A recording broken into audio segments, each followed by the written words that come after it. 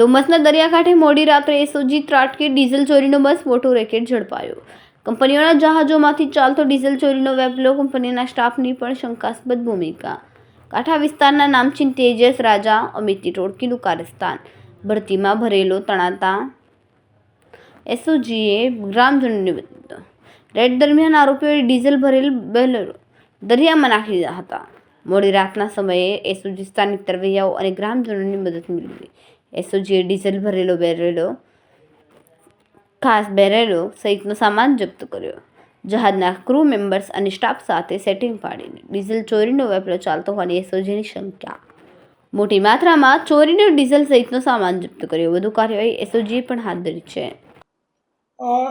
એસઓજીને એક માહિતી મળી હતી કે ગવિયર ગામ તાપી નદી વચ્ચે આવેલા કીડિયા બીટમાં અમુક જે તત્વો છે એ બેરલની અંદર જે ભેળસેળયુક્ત પ્રવાહી ડીઝલ જેવું પ્રવાહી જે છે એ પ્લાસ્ટિકની બેરલમાં સંગ્રહી રાખે છે અને એ લોકો એ ચોરીને ત્યાં ભેગું કરી અને પછી છૂટક વેચાણ કરે છે। તો એસઓજીની ટીમો ત્યાં વેશ પલટો કરીને અલગ અલગ વેશભૂષામાં ગઈ અને ત્યાંથી ટોટલ 10,65,000નું 14,200 લીટર અને ટોટલ 71 જે બેરલ છે એ જપ્ત કરેલ છે, જાણવાજોગ દાખલ કરેલ છે ને BNS 106 મુજબ જે માલ છે એ જમા લીધેલ છે।